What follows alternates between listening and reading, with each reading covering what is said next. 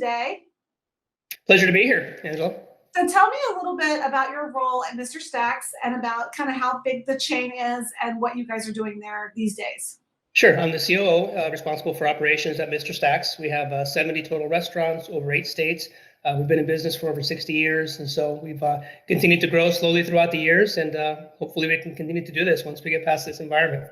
Yeah, so tell us a little bit about, obviously the challenge right now is everyone's facing, the restaurant industry has just been decimated, and there's just every day you look at the news and everything that's going on. Tell me a little bit about, how you guys are faring and what are the tools, kind of some of the secrets that you guys have found that are working for you right now. Yeah, so first of all, it's just unprecedented times with all this change. Nothing we've been through before. We understand there's no blueprint for this. And so what we've tried to do is really focus on facts as opposed to emotion. And so I think having data makes it much more easier to handle the situation. And so we've actually been working with Delaget Coach to help us understand information in a much stronger way.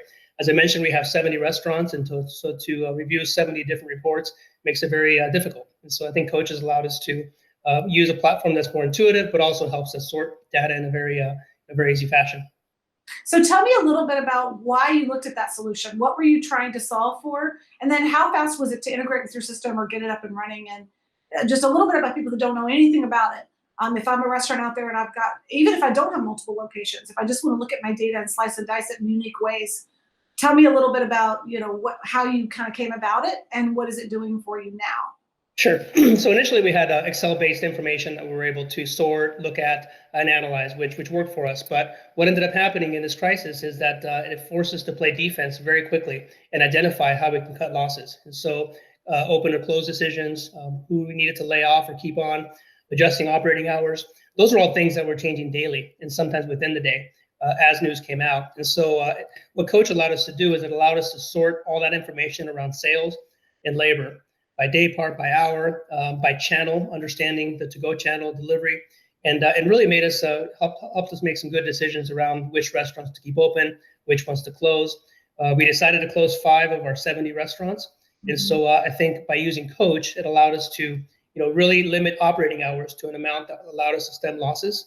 It helped us maintain operations. So hopefully we're on the back end of this, but I think Coach has helped us on a daily basis.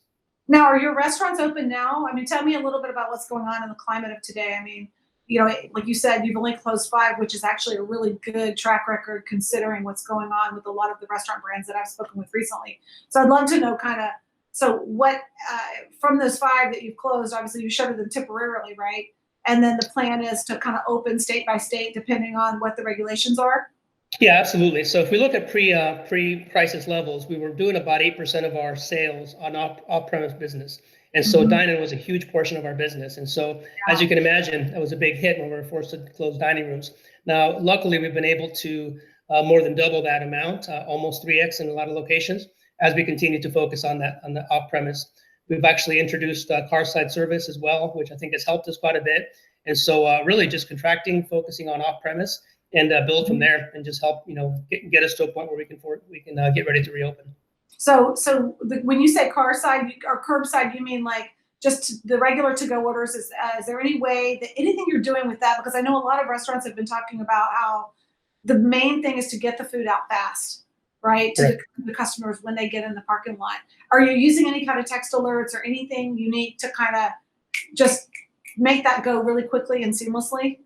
Yeah, I think the biggest thing is and there's lots more we can do, I think, on that. I think signage has been a big part of it, assigning specific employees to that channel on an ongoing basis. Right now, we're using just regular phone calls and text messaging with the restaurants, but we are looking at waitlist technology. I know there's a couple in the marketplace that I think make a ton of sense for us to follow. What about payments? Are you doing contactless payments? So payment right now, we have not implemented contactless payment, but obviously we're very sensitive to the fact that consumers are expecting a different level of sanitation. And so masks, gloves, taking care, that's obviously something that we've incorporated everywhere. Yeah. And then as far as just opening the dining areas again, how is that process going for you? I know that's a big undertaking to try to figure that out. Yeah, it is. And it's fairly fragmented. As I mentioned, we operate in 8 different states. And so we really have to stay close to the legislation there, both at the state level as well as local level. But the biggest thing that we think we need to do is make sure we really step up our game in sanitation, which we've done, really teach folks how to disinfect versus clean. Again, that's been done. And then update all the touch points, really make sure we update, how we set up tables, how we demarcate, which ones are open, which ones are not, based on restrictions, and just have adequate signage so we let customers know that it's top of mind for us. And what about the menus? Anything different you're doing with that? Yeah, so as a brand, we've actually simplified our menus, roughly 40% from previous levels. The other thing also is that IHOP is really known for having artifacts at the table. Yeah. With the coffee pod and the syrup containers. We've really made the decision that that's going to be a critical point for us moving forward. And so the ability to have that on a disposable basis is important. Having paper menus that we use also is really important for us now, as opposed to something that can be passed from consumer to consumer. Well, I just want to say thank you so much. Is there anything else you wanted to add about anything that you guys are doing, or any words of wisdom? Well, I think words of wisdom is, hang in there. I think we'll eventually come out of this. The worst that you can do is speculate when things will happen. Restaurants will reopen, and we're ready for it. We're separating the work in terms of what can be done today, what can be done at a later time. But yeah, I think those who really stick to their people and rebuild will come out stronger at the end of this.